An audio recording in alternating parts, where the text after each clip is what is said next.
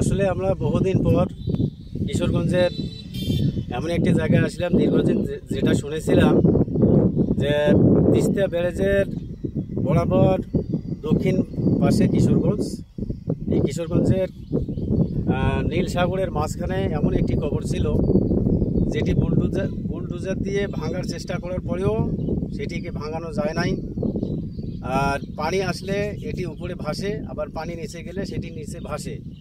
তো এমনই সংবাদ যখন আমরা শুনলাম, দীর্ঘদিন যাবত শুনি, আসলে আমরা ছুটে চলে আসলাম যে বাস্তবতার কোথায় কি। এজন্য আমরা বাস্তবে চলে আসলাম, বাস্তবে দৃশ্য দেখলাম, দেখে মনটা ভরে গেল। আসলে বাস্তবতাই সঠিক। আমরা প্রত্যক্ষভাবে দেখলাম যে না, সব কথাই ঠিক আছে। কবরটি পানি আসলে ভাসে, আবার পানি ডাউন হলে কবরটি নিচে নেমে যায়। ইনি একজন প্রবীণ ব্যক্তি ছিলেন, ওনার নাম হাজি ছিল দেবারউদ্দিন হাজি। উনি খুব ভালো মানুষ ছিলেন, আলহাজ ছিলেন।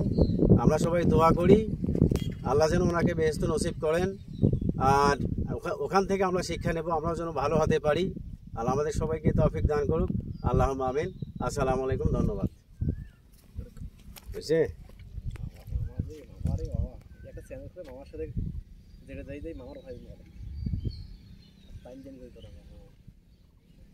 এটা তো কোনো রেডি বা কোনো কিছু আমার যেখানে খারাপ।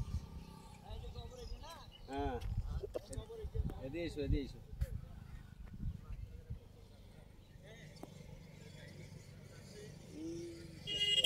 এখন এই চ্যানেল কিশোরগঞ্জের লোক দেখিয়ে কইবে আরে এই লোক বহুত ধাওয়া দে চ্যানেল উড়ি গেছে। এটিএন চ্যানেল কায় কায় দেখবে? কাইতে মাছ দেখি এটিএন চ্যানেল সবাই দেখে। আসলে চ্যানেলটা কিভাবে পাবো? সার্চ দিবেন এটিএন দিয়ে, সার্চ দিলে আজকের কখনকার খবর দেয় এখন।